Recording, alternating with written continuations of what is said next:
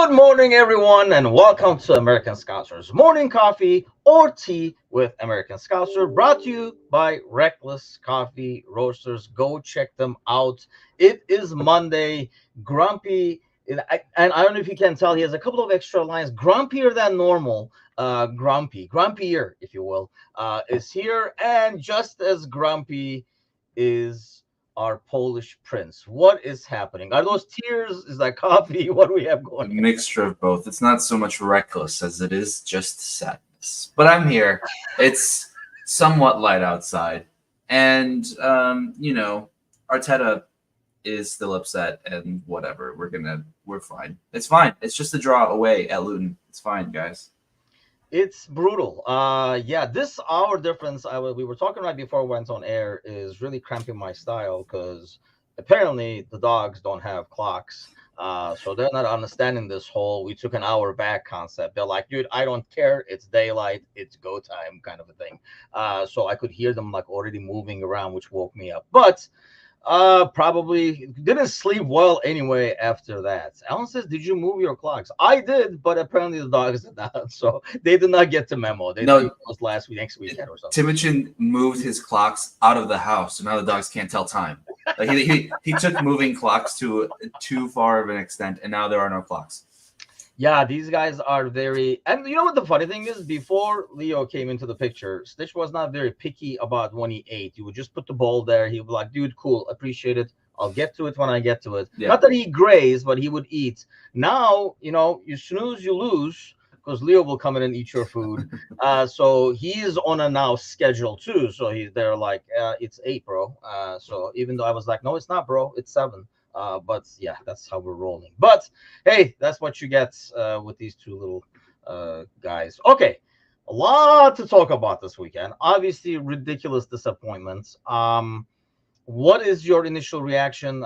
You were not on the post match, so we didn't get your initial take, which is probably a good thing not to get the initial take. Because my initial take, and I'm still angry. Like I'm not.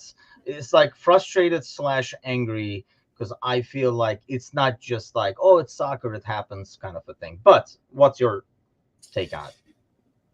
Definitely frustrating. Definitely a pattern that I don't enjoy watching over the last couple of years of playing down a competition, especially away to championship level sides. Saw it last year at Leeds. It felt like that game again. I know that game came away with 0 points. Somehow it feels like this was more disappointing than losing to Leeds last year, and Leeds got relegated. For me, and this is in no way trying to defend Nunez and his miss, because that should have been a goal. That should have changed the entire game, and I understand that, and I respect that, and I'm sensitive to that. But I think everyone else on the team, besides maybe Van Dijk, is so lucky that Nunez missed that, because he's getting all the flack from everyone, and everyone's just sort of getting a little bit of a pass now.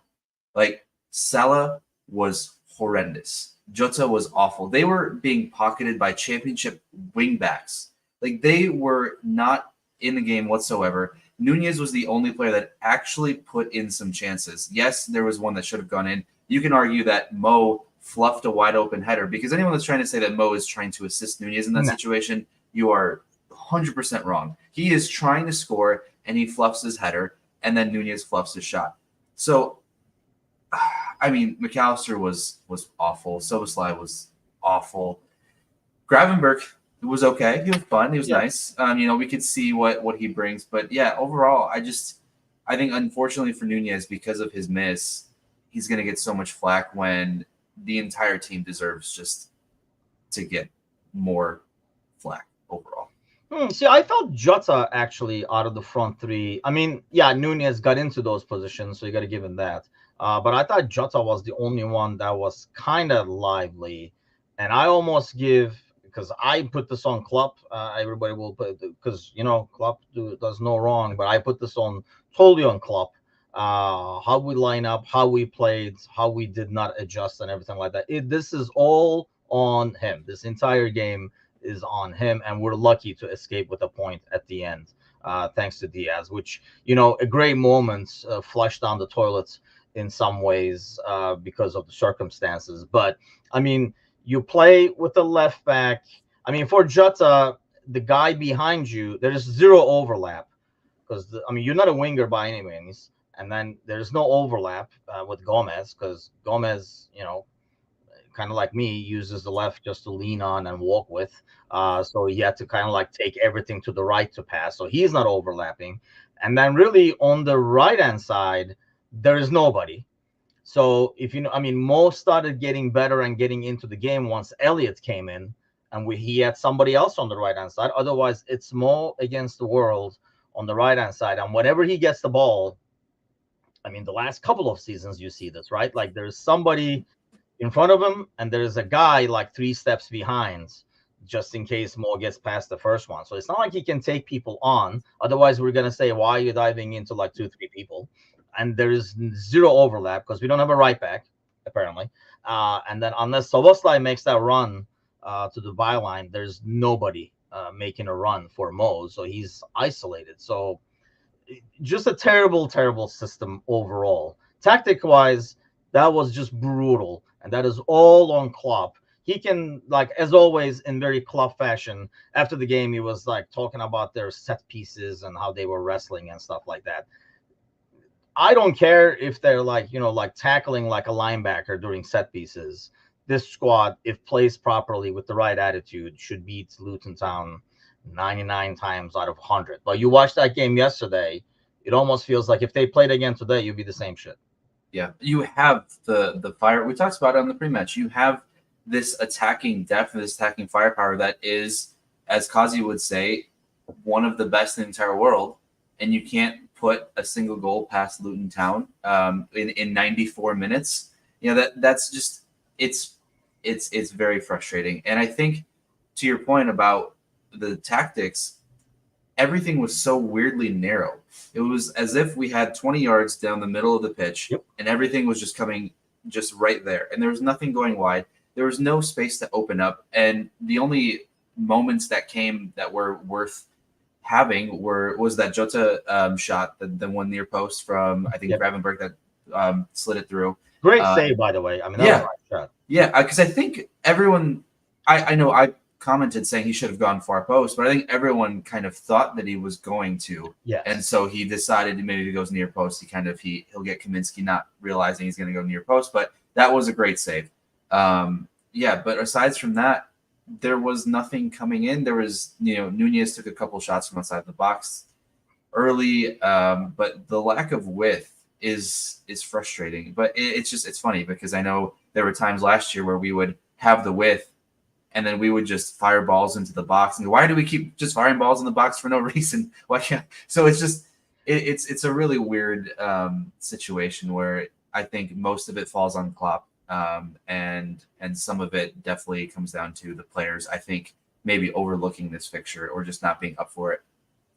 Yeah, I mean, and you would think based on your track record that would kind of change certain things, right? I mean, the 1 point in 9 last year against like the promoted sides, and then we already started with 1 out of 3 this year, so 2 out of a possible 12, and you're not going to win titles doing that. Obviously, losing points in games that you should clearly be winning, but I mean, if you stopped the game in the 20th minute, called a timeout, and asked everybody on the pitch from Liverpool, hey, man, what do we need? Like, if you ask that midfield, like Gravenberg and Soboslai, even more, like, what do we need? We need somebody else on the right-hand side. Is probably what they would have said, because I remember at least 2 instances where Soboslai gets the ball, gets past like one guy, protects the ball, and really his natural thing should be to roll it to the guy on the right wing, and there is nobody on the right wing. In both instances, Trent was on his left, and that makes zero sense. Like you said, everything was right up the middle, which is probably was Luton's wet dreams, to be able to control us that easily without really running, and that's why I don't think we ever tire them out. There are some games where you feel and you can see the opponent wearing down and getting tired from chasing. It just did not look like that at all. It looked almost the opposite, because they were really dangerous sometimes when they got the ball and they were using their speed down the wing and stuff, and we really struggled with it. But I mean, in terms of the attitude, should that go on the players? Does that go on Klopp? If you picked one, you can't go. Oh, I knew where you were going. I knew where you were going. Definitely a combination of both. I think ultimately, what most people will argue, it is the job of the manager to make sure that the players are up for whatever task it is that they're going into. So I think for this one, it'll be Klopp because let's face it, there's a good amount of these players who were different from last year's games that they dropped points against from the newly promoted side. So it's not necessarily if you have new players in, but you still see the same sort of shit happening, then it kind of falls back to the common denominator, which is the manager. So I think in that respect, then I think Klopp would deserve the majority of that blame there. Yeah, I mean that's the way I look at it too. And like I was reading his post-match comments because I really didn't want anything to do with the game afterwards. Once we did the post-match, but like Mecca and Trevor, kind of wanted to go into a different world, kind of a thing. And like him saying that we had zero counter pressing in the beginning, and he says something like that's he takes that personally. I wish I can find that quote. I was reading it earlier, like that he takes it personally. But there we go. What I didn't like, particularly in the first half, was that we had 0% counter pressing, and that is something I take personally. To be honest, that's from like Michael Jordan, I think. I told the boys it's not okay, but because I know they actually want to do it, the question is then why didn't they do it? So I had to figure that out. But I will. It's not rocket science, probably, but I have to watch it back. So Klopp needs like a week to cram to find an answer? I mean, you would think I do not understand that answer at all. Do you? Explain it to me. Like I'm 5 years old. What is he saying? It's okay because the players wanted to do it. He was just going to continue to give them the opportunity to do what he wanted to see them do. And if they didn't happen to do that in the game, that's okay because next week, after he watches the tape, it'll be better. Does that work? No, I mean it worked. I'm just not buying it. Like I'm not buying yeah, they didn't do it, but they wanted to do it. It's not a matter of like not wanting or being lazy. Okay, you're protecting the players, but then how did nothing change at halftime? Because nothing changed at halftime. I was like, let's see what adjustments we make because I was bitching up a storm about Trent on Discord. I mean, not Trent specifically himself, because I feel like this is unfair on Trent himself, but he's probably loving life because it's almost like we absolved him of defensive duties now too.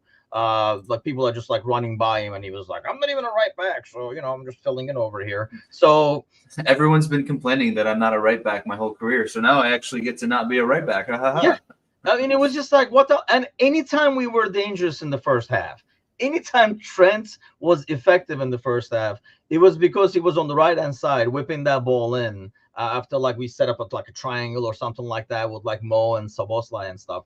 How you keep seeing that? I mean, we're no like experts, right? But if we keep seeing it over and over, if you see Szoboszlai looking right, there is nobody's like, oh shit, and turning around and losing the ball. How do we not make any adjustments at halftime? Because aside from Szoboszlai maybe going a bit wider, I did not see anything different from the 40th minute to the 50th minute. Yeah, I agree. And then waited again way too long to make any sort of substitutions as well. I think that's another one of Klopp's weaknesses is that he waits too long to make any changes.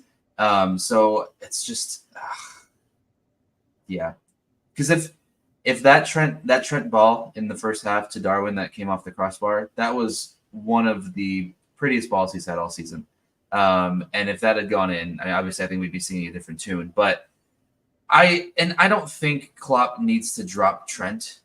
Alan's posting here. I think that Klopp needs to have Trent play in a more comfortable Trent position. I mean, this is us speaking from what we're watching.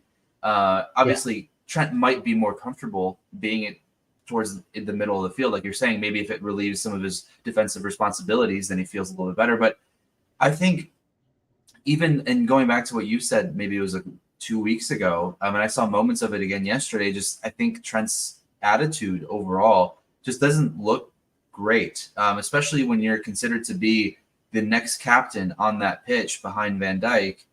the attitude isn't there. And so I think that just sort of then feeds into the rest of it. And if you're already playing a weird, different position than what you're expected to, but maybe he understands that there is space on the right side, but if Klopp doesn't want him to go to the right side, then what is he? He's kind of stuck in two minds. So yeah, I can imagine it could be difficult for him mentally. I mean, here's the thing. Okay, so Chris is saying McAllister staying on the pitch for 90 minutes was the biggest complaint. The need for Andre in general, because he clearly doesn't trust. Yeah, he does not. I mean, because we're definitely not seeing it. But see, I am not buying this, because I feel like this is just another extreme. If anything, Trent is struggling because he doesn't have the cover, but he's playing CDM. Like, that would have been true if he was playing right back and he didn't get help defensively or something like that.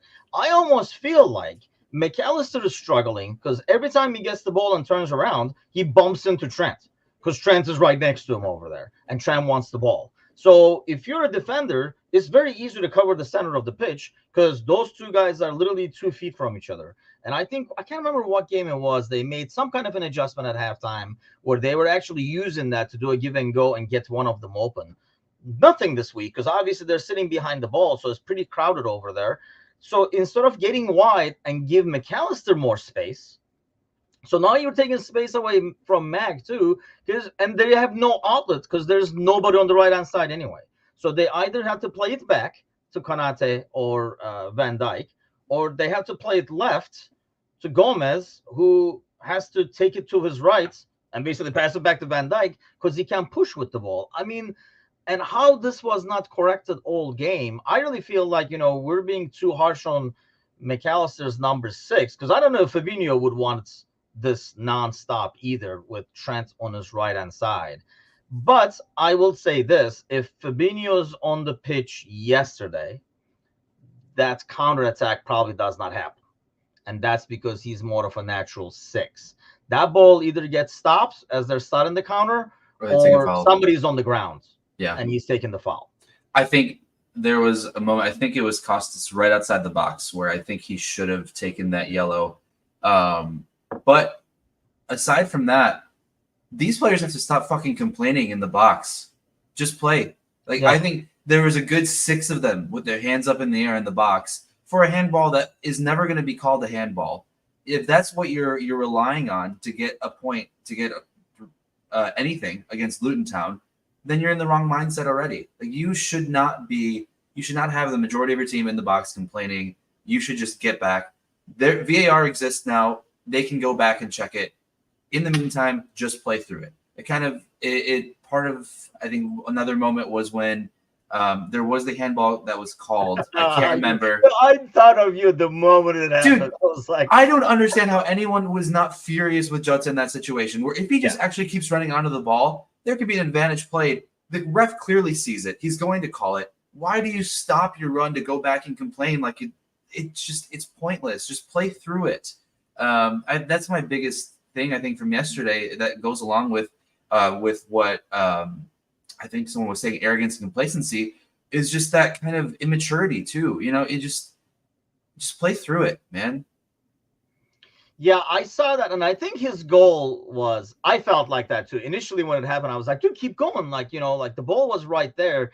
I know sometimes it looks like that, but when you were going full speed and you stop for a second, you can't go back to full speed right away again. And I think but more than that, I think he wanted to get their defensive midfielder a yellow card that earlier on in the game to kind of do an advantage, which he didn't get because the dude didn't see it. It was an intentional yellow. I think he didn't want to get them that card, and which it didn't pay off. But yeah, it looked like initially he could have just kept playing. But I mean, that's the thing. It's kind of I understand and I agree with what you're saying. There's a lot of raising your hand and hoping things happen kind of thing. But that kind of goes into the overall attitude of, it just seemed like they were out there for a formality. They came back from, they thought they already won. They knew what the score was, and they were waiting for it to happen. It's like, I saw it on my app. This game ends 3-1. When are these goals going to come, by the way, kind of thing? And we just kept walking around. And going back to Trent, I mean, Alan says Trent would be a useless captain. I don't know. I guess he's still young and stuff, but the body language is not of a captain. I can tell you that. Or a captain that I would want. And Van Dyke, your captain, is a captain because he's calm as you like, right? So we were talking about this in the post match yesterday. I don't think you have anybody over there, and I was saying this in the post match as well. The one player that I could think of, I would want on the pitch at that time, because you do not have the handle and those guys obviously to bark, or Milner to wake people up. Even if they're not barking, Milner would just put in a tackle, get up and look around and be like, wake the hell up kind of a deal. Yep. Robertson is probably the only player that would help yesterday in terms of that attitude, where he would do something, even if he's not yelling and screaming. He's probably more getting screamed at by Van Dijk, but he would be doing something to get everybody else going. It just felt like there was zero urgency. And I saw people like complaining on Facebook, oh, like their Luton's tactics are so bad, like they're wasting time and stuff. Trent literally took 30 seconds to take a throw in the first half. I think it was like the 20th minute or something like that. You cannot complain when you drag ass yourself. Like, I never saw any urgency from the team. And I understand what he's talking about. Like, Klopp says at halftime, they were like, okay, we got to go out there. He said, good, here, good, be calm, be patient, stay patient, stuff like this. And then we would now put counter pressing into that. It would be really helpful. So he was like, let's keep going. I guess he could have said at that time, we are getting into scoring positions, right? We did a couple of them. Keep patient. And I can see him saying, if we put the counter pressing on top of that, we will get even more situations and we will score. But how he didn't see the lack of width is just annoys the hell out of me. Like, really annoys the hell out of me. And I think it's just arrogance. It's more like, it'll happen. And honestly, if he taps that in, yeah, Nunes should score that. If he taps that in, I don't think anybody will be talking about it now, and we should be talking about it, because that's just not.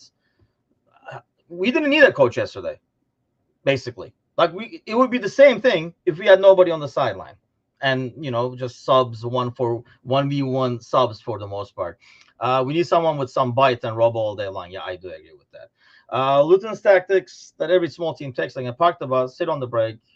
And if it works, I guess why would they change it? Klopp is talking about them wrestling. They're like, they don't get punished. Why would it change? But this works. Sadly, works against us. Any team that gets promoted probably looks at Liverpool as one of the games against the top six or whatever that they can get a point from at home, just based on the past record. Yeah, it's weird because we see City struggle, but City struggling still has them scoring 2-3 goals and winning. It's a weird, different kind of struggle. And I don't know if it's just we thought, especially with the players that we have now, with the creativity in the midfield that we have now, with Szoboszlai, with McAllister, with Gravenberch, that these guys would be able to sort of be the playmaker that Bobby was, in the sense of being able to drop back, open up, kind of find the balls in different areas to play against teams that park the bus.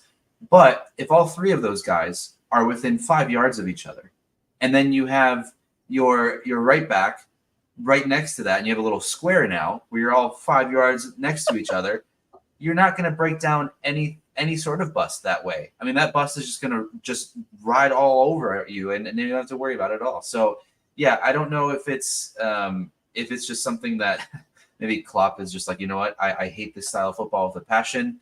I'm not even going to do anything about it because I hate it so much. I don't even want to worry about it. Ryan says, hey guys, sorry I'm late. Yeah, I think we already have a detention for you lined up, because this is not the first time, my friends. But welcome aboard. And yeah, Chris says the Sean Douche anti-football works against us because we don't have a variation style of play. And I feel like, we kind of, when a team plays like that, I feel like we kind of let them bully us into that. Mind you, Luton was not like that. They were not overly physical. It almost feels like they did not have to be. Like, I did not see them manhandling players or anything like that. It almost looked like, I mean, I hate saying this because, it's like a cliche saying, but like they wanted it more. But it almost felt like they had more of an urgency. They had more of a, like a will, winning those 50-50s and stuff like that. I mean, they did not manhandle. They did not like play like hard fouls. They just did not even have to. We did not even put him in a situation where they had to resort to that. They were like, oh, we'll just sit back here. And I would love to be a defender where there is zero width and everybody is in front of me. I don't even have to move my head to see other players. I can just look ahead as a center back and everybody is right there. And that's just like ridiculous. Yeah, they had fight, but I mean that's the thing. It's just like, I mean, I don't know, when you play against some Shandash teams, their fight is a dirty fight. I don't know if that's fair to say or not, but I did not see that from Luton yesterday, right? I mean, they played Yeah, hard, but yeah, they didn't play dirty. yeah. I don't. Yeah, and the whole wrestling in the box thing, nothing different than what happens on the other side of the pitch. I mean, there's moments where someone. I mean, Konate has his hands wrapped around every forward with every ball coming in, and we don't sit here complaining about it because he's on our team. So it's just it's sometimes laughable how ironic some of these statements can be. Ryan says, I'm actually thrilled with Mac being suspended the next game. He can't be the sixth, and I think he needs to earn a spot. He's as much of a defensive liability as Trent ever was. Yeah, I mean, that thing he did with the corner kick, I was like, dude, what is going on? Like, where is the focus? Like, zero focus, where we took like a short corner and it ended up being like a counter attack from the get-go. Like, that shit doesn't even happen in FIFA, for God's sakes. Like, that bad of a poor of a control to get them going. But I still feel like we have Mac, and it goes back to kind of what you were saying. Nunez and Mac and, people like that were like very clear on the screen will be pointed out for fault, but I put 95% of the fault on Klopp on this game. And you can put that partially, I mean, you can divide that into 50-50 in tactics, and you can put the other 50 in not having a team that's prepared to play or doesn't have the mindset to play. If you said at halftime, we're all good, just stay patient, which I understand being patient, but there's a difference between being patient and playing with a sense of urgency, and just being patient and still playing like lackadaisical, like very carefree, like it will happen anyway. Yeah, there's patience while having your mind in it, and there's patience while not having your mind in it. And that was a big difference yesterday.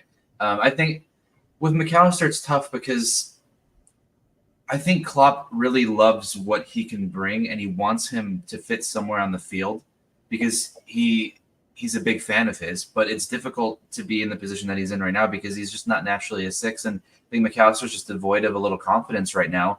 And especially as a six, as a CDM, having one without confidence, it can really hurt the team overall.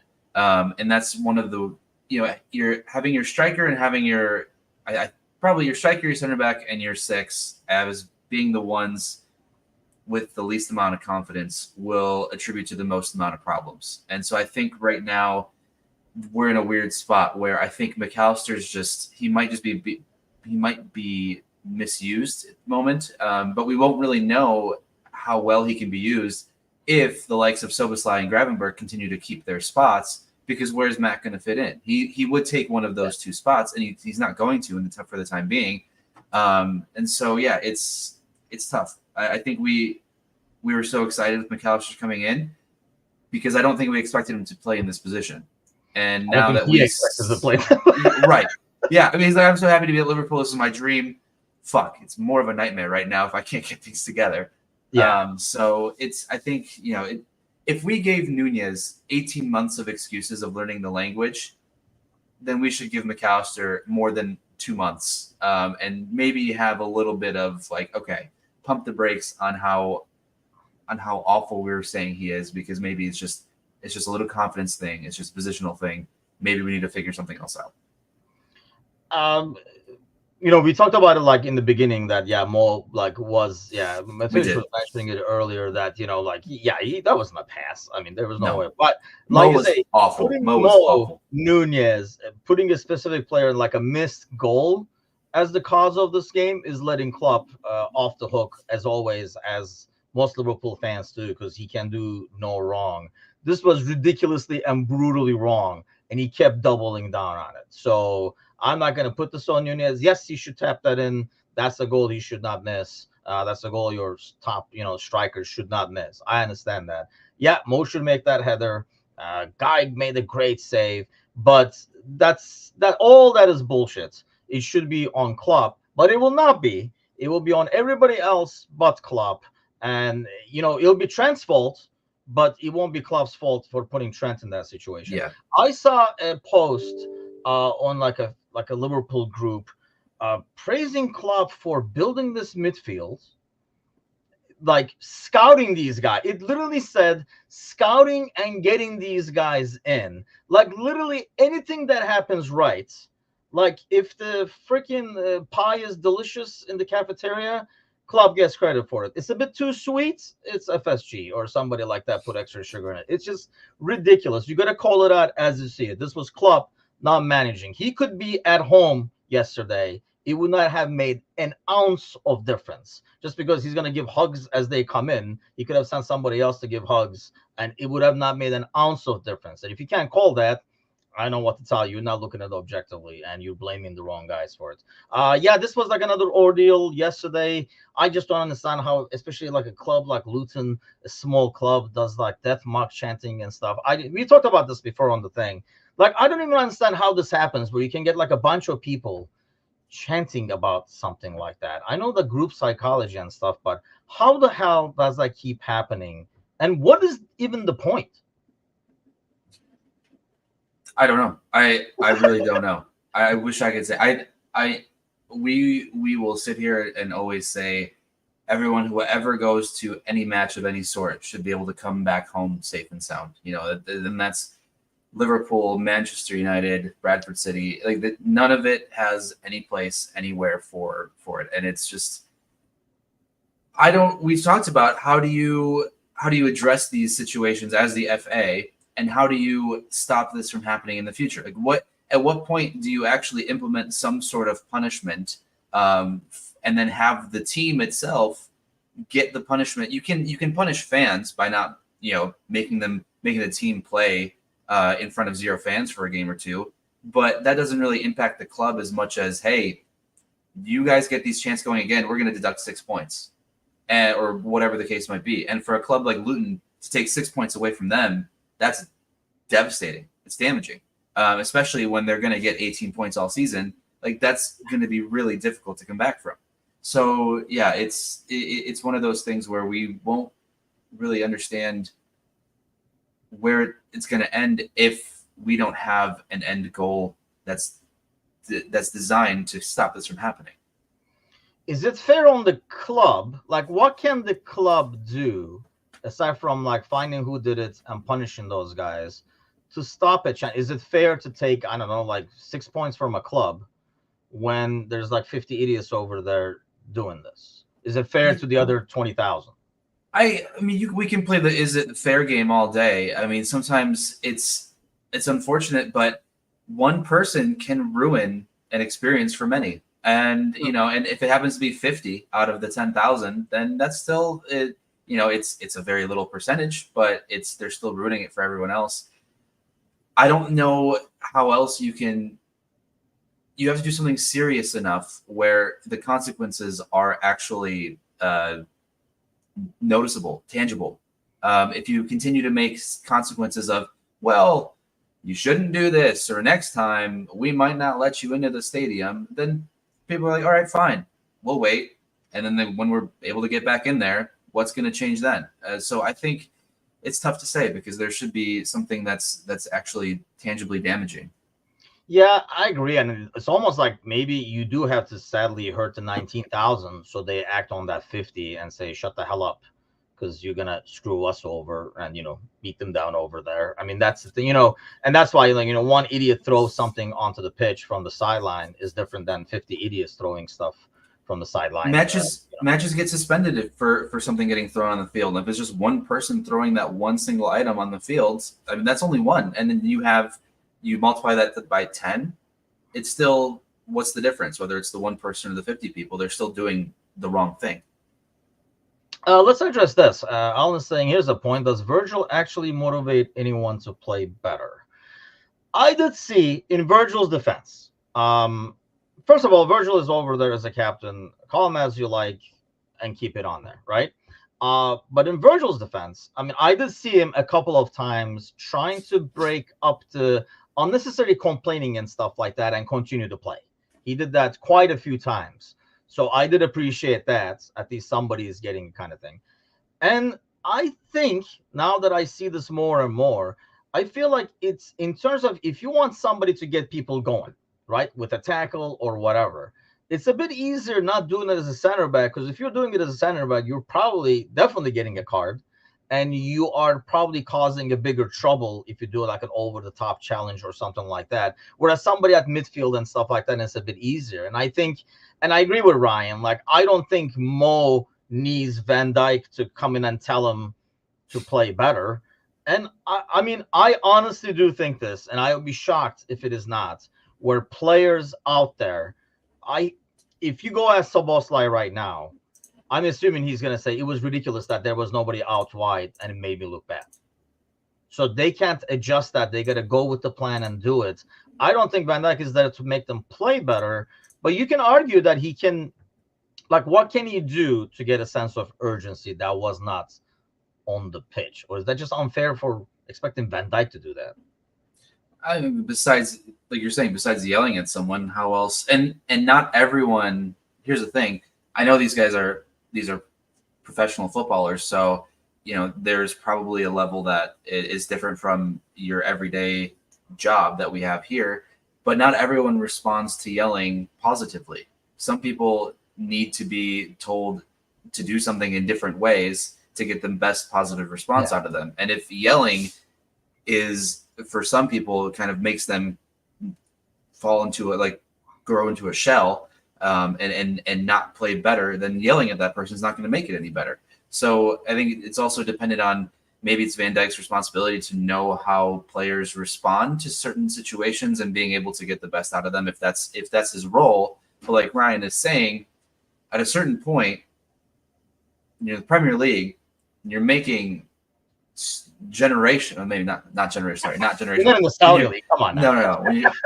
When you're making the money that you're making, I think it's within you to understand, like, hey, I need to do X or Y. I don't need someone to tell me to do X or Y, unless it's a literal tactical thing I'm missing on the pitch that then my manager or Pep Linders or whoever is telling me to exploit, because I don't see the entire pitch like they're seeing right now. But besides that, the players themselves ultimately know how to make themselves perform a little better, or understand how they want to be told to play better. And again, I go back to trying to find someone else but Klopp to blame on this, if we're blaming the captains and stuff like that. So then Klopp was never getting them to be urgent. Hendo was the only one out there like pushing people around. So we play harder. I mean, I just feel like we are just, Klopp is getting a pass. And that's like that's the life of a manager, right? In the beginning, you get blamed for everything and players get zero blame. It's your formation, your selection, blah, blah, blah. It comes to a point, I feel like this in with like music groups too, right? In the beginning, once they have a couple of hits, they can shit or fart sounds, and then it just becomes a hit anyway because they already made it. And I feel like it's like the same thing over here. Like whatever the club does, it's never club now. It's always like, why did that guy do this? Why did that guy do that? Why is the captain not doing this? We're looking at everything but there, but it's very clear. And if it wasn't club, if it was Pep was in charge today, Pep would get the blame. Pep Linders would get the blame. It's like, if Klopp was there, the shit wouldn't go down. Well, the shit went down. And if it wasn't for Nunez, everyone else would get more blame. Because this is going back to what we said earlier. Yes. Because of Nunez's miss, he is now taking all of the flack from everyone. And so, unfortunately, that's just the case of it, when there are many more players and the manager that deserve a lot more of the criticism than Nunez. Because the last couple games, Nunez has scored many goals. He scored the winner. Yes, I'm not defending the miss. He should have scored. And we can go over that over and over and over. But he essentially is the martyr for everyone else on the team yesterday. And that's the thing, I agree. It's just, and you're going to lose. You're not going to, well, you're going to lose, I guess, but you're going to lose points. You're not going to win every game. And I get all that because everybody's like, oh, this overreaction, blah, blah, blah. But you know what? When it's a trend and you lose the same stupid points to the same type of teams because you play the same stupid way and in the same stupid attitude, it has to be called out because it is happening over and over again. This is not a one-off. This happened every freaking time we went away to a newly promoted side last year. It's already happening this year, and nothing is changing. So I think we do have a right to call it out and ask who's responsible for it. But like I say, some people get away with that stuff. So before all this happened, the talk of the weekend was Lego Head and his concerns because of the Newcastle Arsenal game, which I have to say, I did watch it. I watched the highlights and I watched some of the parts. Arteta says it was embarrassing what happened and how the goal stands. I had 20 years in this country and now I feel ashamed, I don't understand the 20 years feeling it like he was really proud. I don't understand that concept. It is an absolute disgrace. He did say a lot more. And here's my thing. I do feel for him in the sense that he's right. I mean, I'll put some screenshots because God forbid, YouTube or Facebook, we put a half a second clip of anything. So I'll put some stills on so we can kind of like take a look at some of the stuff he's talking about. And I would take that seriously and I would feel for his Lego head and I would wipe it off for him and stuff. If he didn't say 2 weeks ago when we got screwed at the Tottenham game, he said, and I quote, "They're trying to make the best decisions. We need to understand that mistakes happen." It's the classic, where was that energy when we needed it then? And this is to your point. If he had brought that energy a couple of weeks ago, and he didn't necessarily need to be on Liverpool's side, but just acknowledge that, yes, maybe there are some things that we need to take a look at in terms of how officiating is done during the run of play, during the VAR checks. Then we could definitely take this and feel a little more for him. But at this moment, yeah, it's just suck it up. It's what happened. Just keep going. And I think that's why that was more of a blown opportunity. I thought a lot of fans were in support of Liverpool because they know it was what goes around was going to come around. But for most of them to mock, and I mean, I've listened to some like Everton pods where they were like, it was a clerical error. It wasn't even biased and stuff like that. So when you get that, and that's why I don't want to hear anything about this. I don't want Everton getting relegated thing when Everton podcast basically call us whining for that Tottenham game because it was a clerical error, by the way. So don't get me started on that. But for them to kind of like blow that off makes me feel like, well, serves you right. What goes around comes around now. And I find it hard to come on your side now because you were not on my side earlier. I mean, there's like a bunch of stuff in that game. This is a still. On the still, it looks like Gumares is buffing Jorginho's head, but he's actually elbowing it way after. The ball is not even on the screenshot over there. So the ball is way gone, and he's coming. This is 47th. Should clearly be a red card, but nothing happens. And then, obviously, the goal, I don't even know, like, Ryan says he watched it, and it was 12 minutes of VAR. Like, I don't understand. What are they even watching? Because I can see the grass. So doesn't that mean it's out? May I present something to the court? Yes, please do. The defense. The defense. Approach. I'm defending Newcastle here. I'm the defending attorney. Okay, so clearly is out. Yes. Yes. All you see is grass. I would say, because you do see the grass. Really? That's rude, man. That's Photoshop. Is it in or out? Well, it's a video. I'm not going to play it because we're going to get screwed again. I guess. But they do the whole video where they just slowly move the camera. As you can see, they move the camera over.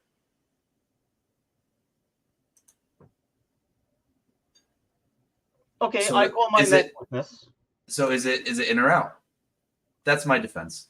Okay, I call my next witness, Your Honor.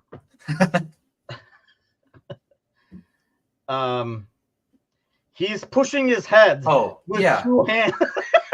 Well, what the actual fuck? Like, how is that not a foul?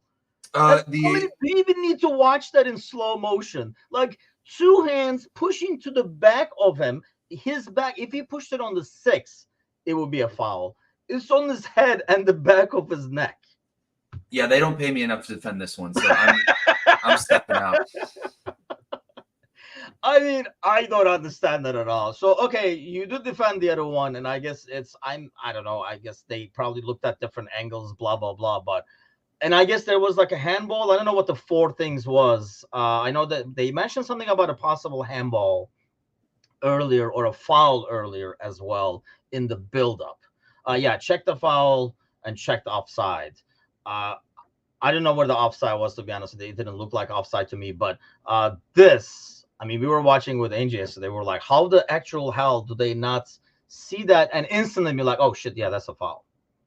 And I don't understand how we can have VAR look at that still and say, yeah, it's a foul. Like, what is the thinking? What is the defense there? Make a defense. You're getting paid all this money. Make a defense. All right, so plea deal. Can you want to throw that screenshot back up there? Sure. Oops. There we go. All right. So here's the defense. Joelinton has just never been able to fly before in his life. And he saw this opportunity as one where he could get up higher than ever before. He wanted the Ronaldo header. You know, he just wanted to get up really high, and he thought if he could use Gabriel's back as a boost, then so be it. And I think that's something that we can all appreciate, because at one point in life, we all wanted to fly too, right? You know what? The defense rests. Who are we to stop his dreams? Case dismissed. We're not monsters here. Let the man live out his dream. Yeah, that is just like freaking ridiculous, man. I understand like I say, and I do feel for. I can't wait. By the way, you guys have to tune in Wednesday nights for our panel show, because we do have a Newcastle member there now, along with Arsenal, and I could already sense in the Discord channel that it's gonna get pretty juicy on Wednesday nights as we look at these stills over there. But yes, I will have to get that video from you so I can like make that case and see if they can kind of like go with that. But yeah, I don't know, like what is gonna change? We keep talking about it. I mean, are they literally trying to get rid of? I feel like this is like the English referees trying to get rid of VAR by making these horrible VAR calls, saying like, see, nothing is changing. We might as well get rid of it and save on electricity, all these cameras and monitors. I don't know. Because you either have to get rid of it all or make changes. That's where we're at. And I think obviously that's sort of a Peter Schmeichel answer, because those are usually the two options. You either just take something completely out, or you work on it to be better. And I wonder if the majority of fans would much rather live with mistakes on the field, knowing that it can't be reviewed and it can't also be fucked up again, rather than living with the fact that they can make a mistake on the field and not even fix that mistake during a check.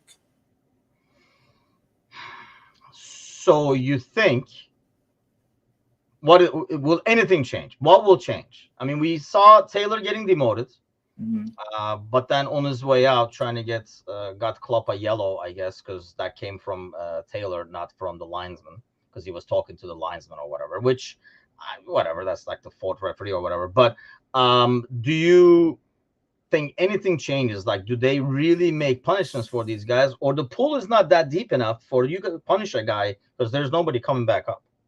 That, I think that's a big thing, is that there isn't you don't have the numbers of competency where you feel comfortable bringing someone else in.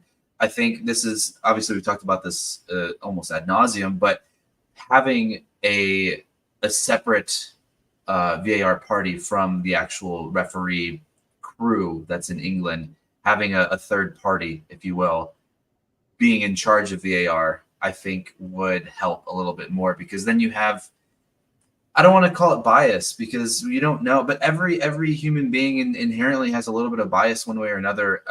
But if you try and limit that in as much as possible, then having someone who's never been connected with the league per se could be easier to officiate without any sort of bias whatsoever, and then not having the friendships that you're worried about, or not wanting to send your mate to the screen because you knew he made a mistake. Yeah.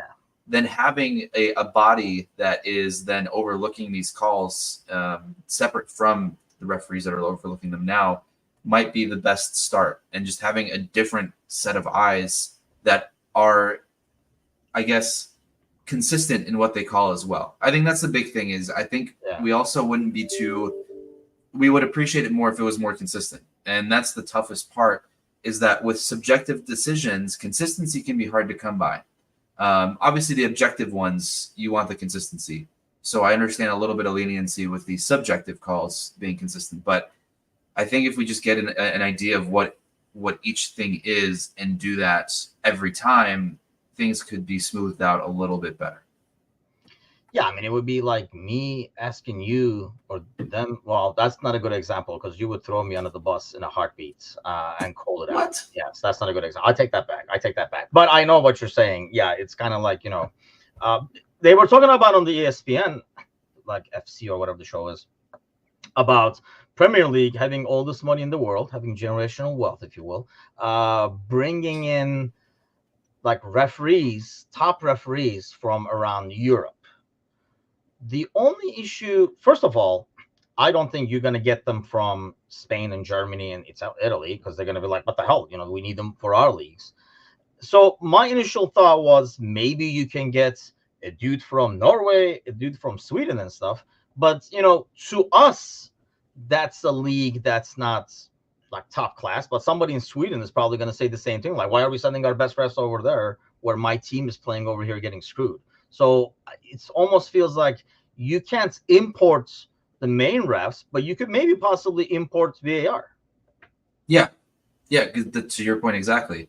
Because if you end up taking the best referees on the pitch away from the countries that they're already working in, you're going to get so much backlash from the leagues and the clubs of that country, because those are the guys that are representing them really well.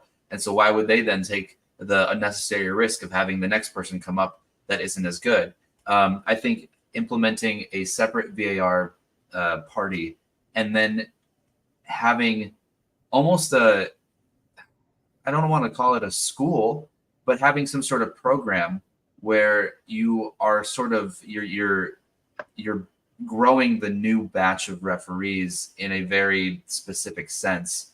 And maybe that means recruiting people from around the world that are a bit younger, that don't have the experience in leagues per se, where they're the best ref in their league, but having the potential to become a good on the field ref, and kind of throwing them into the system, to this program, to then grow and nurture them into being this Premier League ref.